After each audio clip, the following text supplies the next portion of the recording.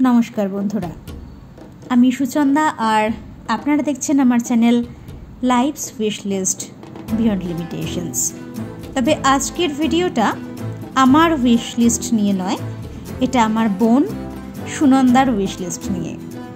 আর আজকের ভিডিওটা অন্য ভিডিওগুলোর থেকে কিন্তু একদম আলাদা হতে চলেছে। আজকে আমি চলে এসেছি আমার বোন সুনন্দার ফ্ল্যাটে। আগামীকাল ওর ফ্ল্যাটে একটা বিশেষ অনুষ্ঠান রয়েছে, তার কারণ ওর ফ্ল্যাট গোছানোর কাজ শেষ হয়েছে। সেই কারণে আজ ওর ফ্ল্যাটটা আর কি ফাইনালি গোছানো শেষ হলো। আর আমি এই স্পেশাল ভিডিওটা ওকে ডেডিকেট করছি যে এত সুন্দর করে ও ফ্ল্যাটটা সাজিয়েছে সেই কারণে।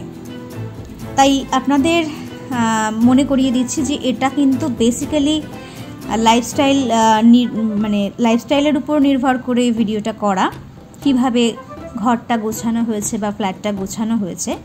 এখানে কিন্তু কোনো রকম কোনো ভ্রমণ সংক্রান্ত কিছুই নেই। তাই আপনারা ভিডিওটা শুরু করার আগেই এটা মোটামুটি ভেবেই নিন যে আপনারা এটা জাস্ট আমার বোনের ফ্ল্যাট এবং ওর উইশ লিস্টের একটা পূরণ হওয়ার ঘটনা দেখছেন। তো চলুন সময় নষ্ট না করে চলে যাই ওর ফ্ল্যাটে। ওর ফ্ল্যাটটা বিরাটিতে অঞ্জনগড় দুর্গা মণ্ডপের কাছে। আর ফ্ল্যাটে G+4 ফ্লোর রয়েছে আর কি, গ্রাউন্ড আর তার উপরে 4টে ফ্লোর। আর ওর ফ্ল্যাটটা হচ্ছে একেবারে ফার্স্ট ফ্লোরেই।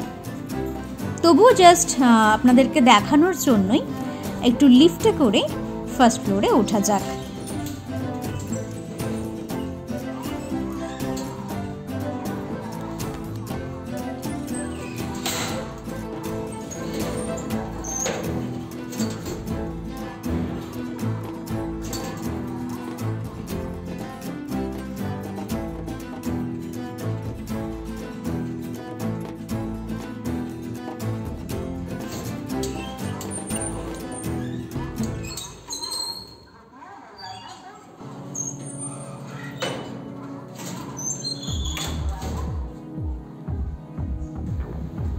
তাহলে চলুন এবার প্রবেশ করা যাক ওর ফ্ল্যাটে।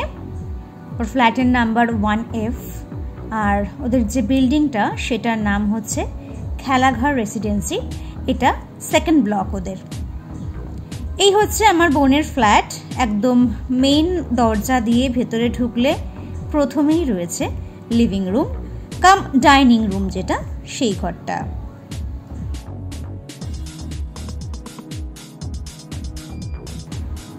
এদিকে রয়েছে কিচেনটা। ওর ফ্ল্যাটের কিচেনটা একটু ছোট, সেটা নিয়ে ওর বিস্তর আফসোস রয়েছে, কিন্তু কি করা যাবে, সব কিছু তো পাওয়া যায় না। এইটা হচ্ছে ওর মাস্টার বেডরুম। এইটা আমি মোটামুটি সব ঘরগুলো জাস্ট একবার ঘুরিয়ে দেখাচ্ছি। আর প্রত্যেকটা ঘরের যে জিনিসগুলো রয়েছে সেগুলো নিয়ে ডিটেল ছোট ছোট ভিডিও যেগুলো রয়েছে প্রত্যেকটা জিনিস সেগুলো পরে দেখাবো। এই রুমটার সঙ্গে একটা অ্যাটাচ ছোট টয়লেট রয়েছে। আর এই হচ্ছে ওর মাস্টার বেডরুম, যেটা মোটামুটি এসি লাগানো, আর গরমকালে কাল যে এই ঘর ছেড়ে কেউ বেরোতে চাইবে না। আর এটা হচ্ছে লিভিং রুমের সঙ্গে লাগানো যে বড় যে মেইন বাথরুমটা, সেটা। তো এই গেল লিভিং রুম। বেশ সুন্দর করে সাজিয়েছে ও, সত্যি রুচির তারিফ না করে পারা যায় না। এবার একটু ভিতরের দিকে যাওয়া যাক। প্রথমেই যেটা রয়েছে এইটা হচ্ছে স্টাডি রুমও বলা যেতে পারে, আবার টিভি রুমও বলা যেতে পারে, আবার এটা একটা বসার ঘর হিসেবেও বলা যেতে পারে। খুব সুন্দর করে এই ঘরটাকে ও সাজিয়েছে, আমিও একটু হেল্প করেছি।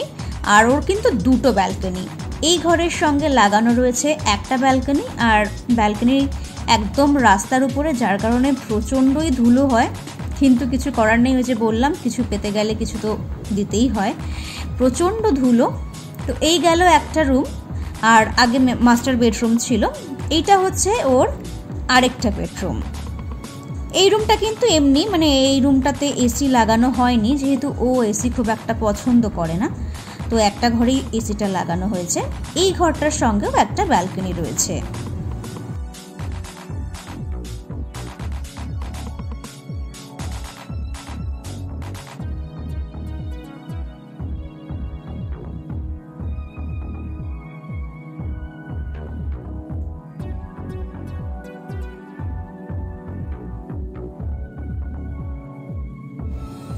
তো এই গেল মোটামুটি মানে প্রাথমিকভাবে ওর ফ্ল্যাটের পরিক্রমাটা আমি শেষ করলাম। এবারে এক একটা ঘর ডিটেলে আপনাদেরকে দেখাই। প্রথমেই যাচ্ছি আমি যে মাস্টার বেডরুম রয়েছে সেই ঘরটা। সেখানে ও একটা বেশ দেয়ালের ভেতরে শোকেস করেছে, আর সেই শোকেসটা কিন্তু খুব সুন্দর করে সাজিয়েছে।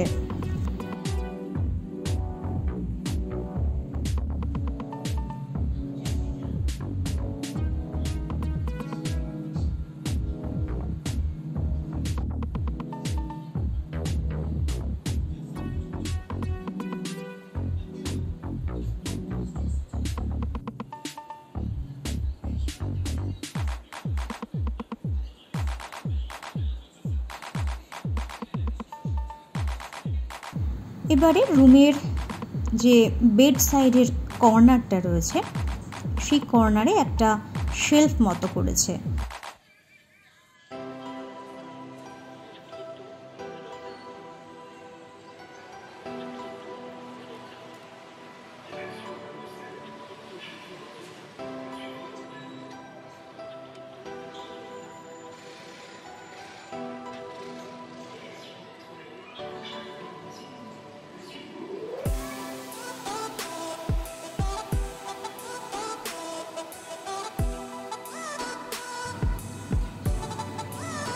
সব মিলিয়ে এই মাস্টার বেডরুমটা কিন্তু আমার ভীষণ ভালো লেগেছে।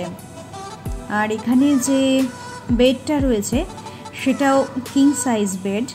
সাধারণত ফ্ল্যাটে এত বড় একটা খাট রাখলে পরে আপনারা সবাই জানেন যে ফ্ল্যাটের ঘরগুলো ছোট ছোট হয়, সেই কারণে এই ঘরে কিন্তু অন্য ফার্নিচার খুব বেশি নেই।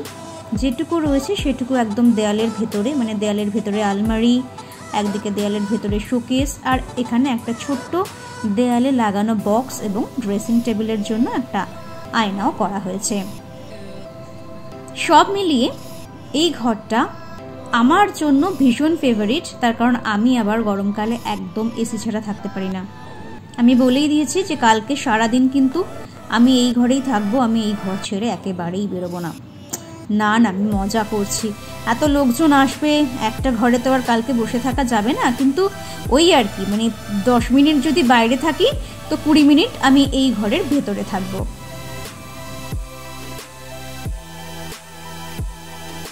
এবারে চলে আসি স্টাডি কাম টিভি রুম বা ড্রয়িং রুমে। এই ঘরটা আমার মানে সাজানোর দিক থেকে কিন্তু ভীষণ ভালো লেগেছে। এত সুন্দর করে সাজিয়েছে এই ঘরটা।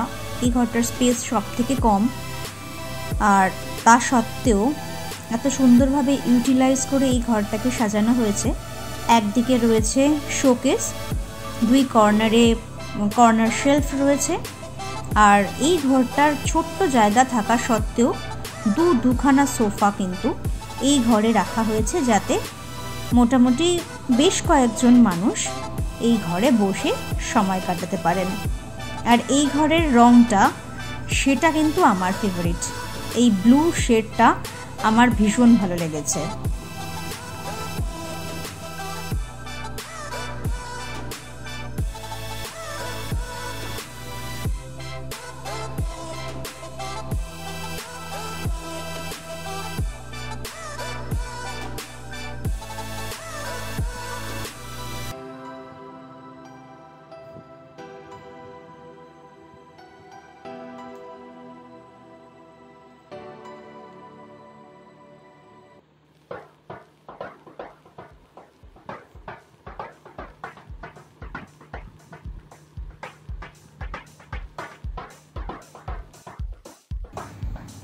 এবারে আসি লিভিং রুমে। এই ঘরে সব থেকে বেশি জিনিসপত্র রাখা রয়েছে, ফ্রিজ থেকে শুরু করে ওয়াশিং মেশিন, ক্রকারিজ রাখার showcase, dining table, chair plus sofa, অনেক কিছু রয়েছে এই ঘরে।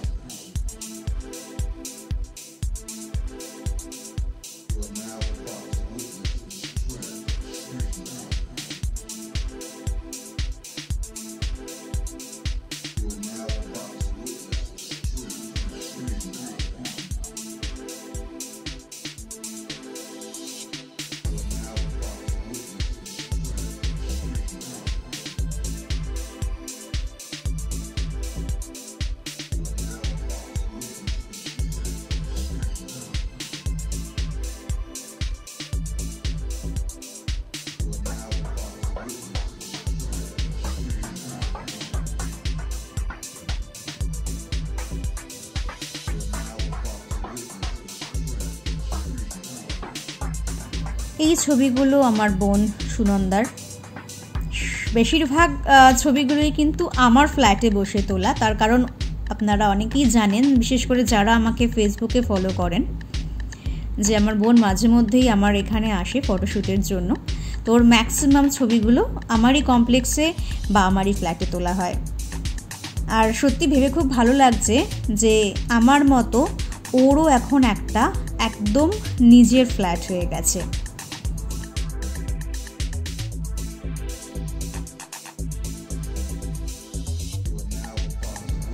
এটা হচ্ছে আরেকটা বেডরুম, যেটা নন এসি বেডরুম।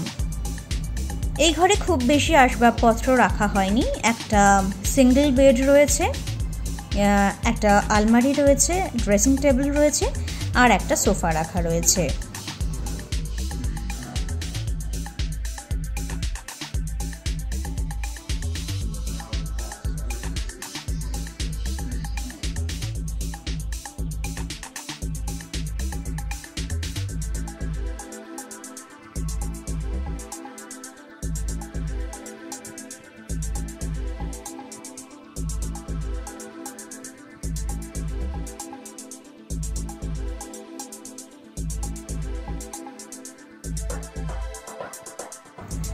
আপনারা আগেও দেখেছেন যখন পুরো ফ্ল্যাটটা আমি ঘুরিয়ে দেখাচ্ছিলাম, এই বেডরুমটার সঙ্গে কিন্তু একটা ব্যালকনি অ্যাটাচ রয়েছে।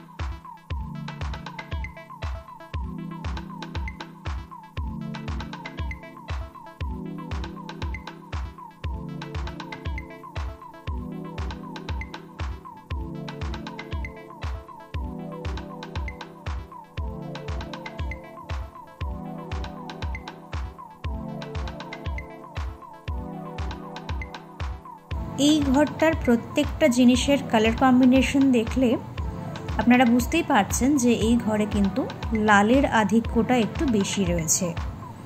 আর ওয়ালের কালার কম্বিনেশনটা রয়েছে খুব মিষ্টি একটা পিঙ্কের শেডের।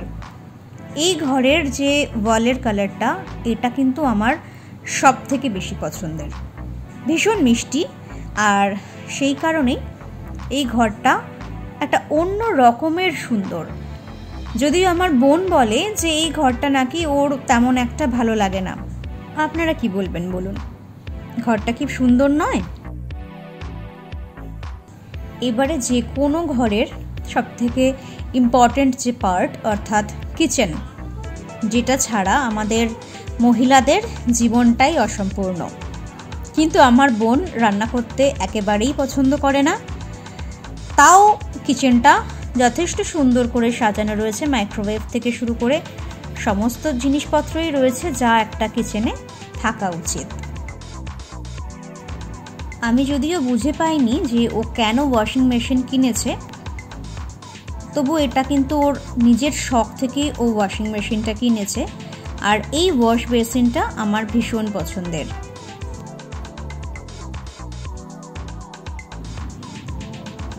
সব মিলিয়ে এই হলো living room cum dining room, যেটা খুব সুন্দর পরিপাটি করে ও সাজিয়েছে।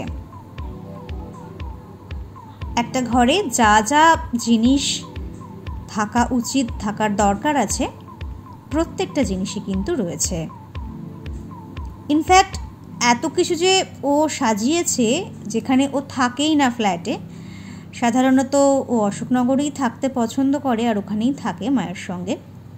এই ফ্ল্যাটটা কিন্তু সম্পূর্ণ জাস্ট ওই উইকেন্ড ডেস্টিনেশন হিসেবেই রাখা, কিন্তু এত সুন্দর করে সাজিয়েছে যে ও যাক বা না যাক, মনে হচ্ছে প্রত্যেক উইকেন্ডে আমিই চলে যাব।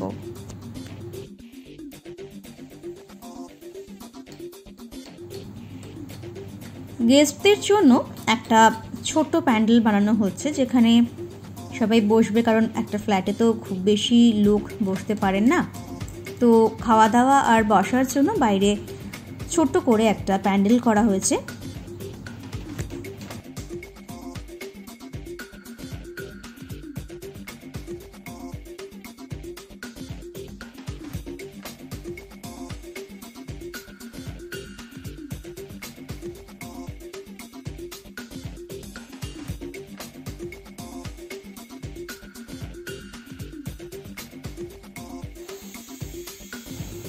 তার সাথে চলছে বাহ্যিক দিক থেকে যাতে ফ্ল্যাটটা সুন্দর আকর্ষণীয় লাগে তার প্রচেষ্টা।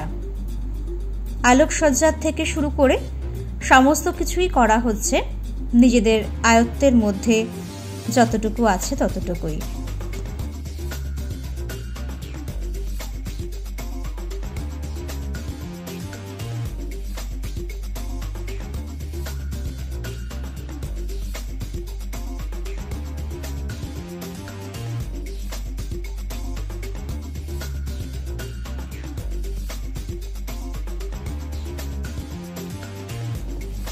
প্যান্ডেলের কাজ মোটামুটি সম্পূর্ণ হলেও এখনো লাইট লাগানো হয়নি।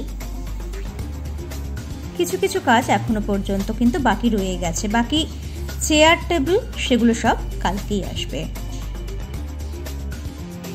আজকে মোটামুটি যে রান্নার জন্য যে জিনিসগুলো দরকার সেগুলো ডেকোরেটরসের থেকে চলে এসেছে, যাতে সকাল সকাল রাঁধুনি এসে রান্নার কাজটা শুরু করতে পারেন। বাকি চেয়ার টেবিল তো পরে সাজালেও কোনো অসুবিধা নেই।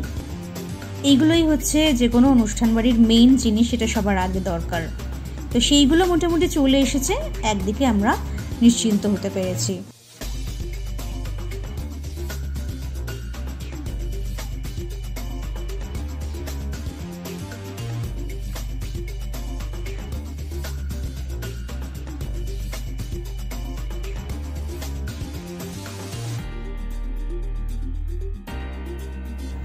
কাল আমাদের পৌঁছতে একটু দেরি হতে পারে, তার কারণ মিষ্টি নিয়ে আমাদের বারাসাত থেকে যাওয়ার কথা।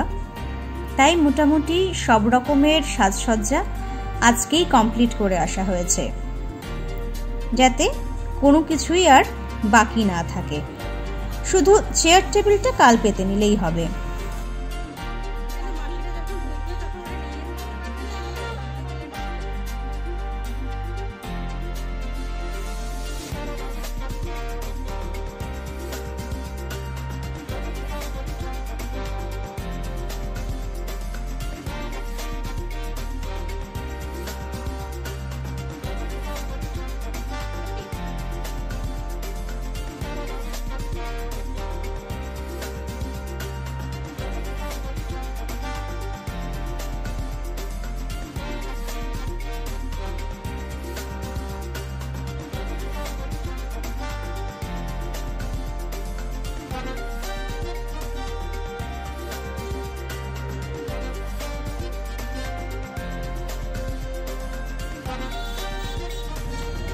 সব রকমের সাজসজ্জা কমপ্লিট করে আমরা 4 জন গেলাম সবজি বাজার করতে। মাছ মাংস সেগুলো আগামীকাল সকালেই আনা হবে, কাঁচা বাজারটা আজকেই সেরে রাখা হলো। কি ভাবছেন, শুধু ঘর সাজানোটাই কি সব কিছু? নিজেদের সাজানোটা কোনো ব্যাপার না? আরে না মশাই, সেগুলো কিন্তু যথেষ্ট মাথায় রাখতে হয়। তাই সে সমস্ত পর্ব আমরা আগেই চুকিয়ে ফেলেছি। এখন শুধু অপেক্ষা রাতটা কাটানোর। কালকে রয়েছে আমাদের মেগা ইভেন্ট।